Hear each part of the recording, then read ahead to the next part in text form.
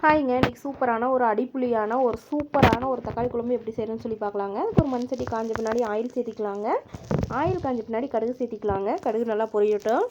கடுகு பொரிஞ்சோடனே ஒரு பெரிய வெங்காயம் கட் பண்ணி வச்சுருக்கேன், அதை சேர்த்திக்கலாம். அது கூட 4-5 பூண்டு இடித்து வச்சுருக்கேன், அதையும் சேர்த்து நல்லா வதக்கலாம். இந்த தக்காளி குழம்பு வித்தியாசமாகவும் டேஸ்ட் ரொம்ப நல்லாவும் சூப்பராகவும் இருக்குங்க. இது கூடயே கருவேப்பிலை சேர்த்திக்கலாம். கருவேப்பிலை பொரியட்டும். இந்த வெங்காயம் பூண்டு எல்லாமே நல்லா வதங்கட்டும். இது வதங்கும் போதே வாசம் சூப்பராக இருக்கும். இது கூடயே பொடி பொடியாக தக்காளி 4-5 தக்காளியை கட் பண்ணி வச்சுருக்கேன், அதை சேர்த்து நல்லா வதக்கலாம். தக்காளி இந்த மாதிரி கட் பண்ணால் டக்குன்னு வதங்கிடும், அதனால தான் இந்த மாதிரி கட் பண்ணியிருக்கிறோம்.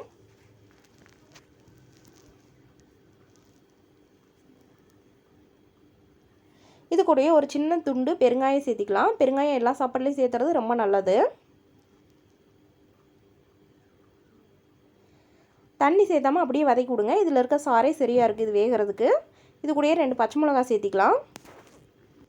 இதெல்லாம் சேர்ந்து நல்லா வதங்கட்டும். இது கூடயே தேவையான அளவு உப்பும் சாம்பார் மிளகாய் தூளும் சேர்த்திக்கலாங்க. உங்கள் காரத்துக்கு ஏற்ற மாதிரி நீங்கள் சேர்த்திக்கிங்க. இது தண்ணியே நம்ம சேர்த்தலைங்க. இந்த தக்காளியில் இருக்க தண்ணி தான் இவ்வளோ தண்ணி வந்திருக்குது. பழுத்த பழமாக எடுத்துக்கிட்டோம்னா ரொம்ப சீக்கிரம் வதங்கும், டேஸ்ட்டு ரொம்ப நல்லாயிருக்கும்.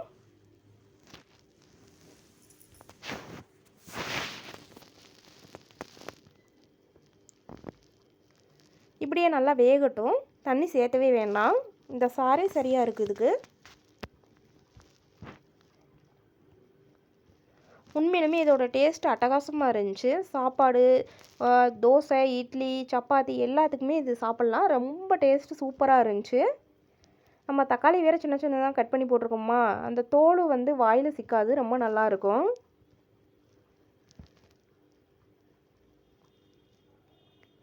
நம்ம வீட்டில் டைம் இல்லை, நம்ம ஏதாவது ஒரு வேலையில் இருக்கோம், சமைக்கிறதுக்கு டைம் இல்லை அப்படின்னா டக்குன்னு ஒயிட் ரைஸ் வச்சுட்டு இந்த குழம்பு வச்சுட்டோம்னா டக்குன்னு நல்லா வயிறு நிறைய சாப்பிட்டு அடுத்த வேலையை பார்க்க ஆரம்பிச்சிடலாங்க. ரொம்ப ஈஸியாகவும் செஞ்சிடலாங்க. இதுக்கு ரொம்ப வேலையே அதிகம் இல்லை. நல்லா வதங்கட்டுங்க. வதங்கவே கரண்டியில் வந்து நல்லா மசிச்சு விட்டுக்கலாங்க.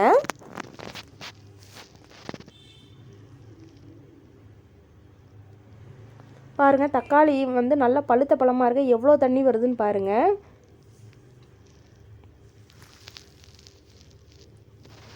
அப்போ உள்ள நாட்டு தக்காளி ஈஸியாக கிடைக்குங்க. சாப்பாடு, குழம்பு எல்லாமே, ரசம் எல்லாமே டேஸ்ட் ரொம்ப நல்லாயிருக்கும்.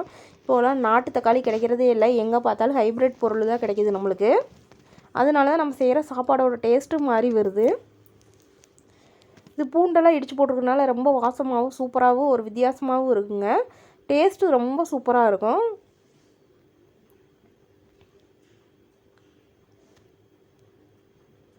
சைட்லாம் கொஞ்சமாக எண்ணெய் பிரிஞ்சு வர ஆரம்பிச்சிருச்சு பாருங்கள்.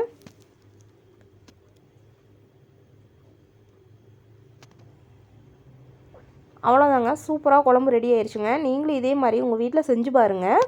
உங்களுக்கு இந்த குழம்பு ரெசிபி பிடிச்சிருச்சுன்னா கண்டிப்பாக கீழே இருக்க கமெண்ட் பாக்ஸில் கமெண்ட் பண்ணுங்கள். இந்த வீடியோ உங்களுக்கு பிடிச்சிருந்துச்சுன்னா சப்ஸ்கிரைப் பண்ணுங்கள், ஷேர் பண்ணுங்கள், கமெண்ட் பண்ணுங்கள், லைக் பண்ணுங்கள். மறக்காமல் பெல் ஐக்கன் பட்டனை கிளிக் பண்ணுங்கள். தேங்க்யூ.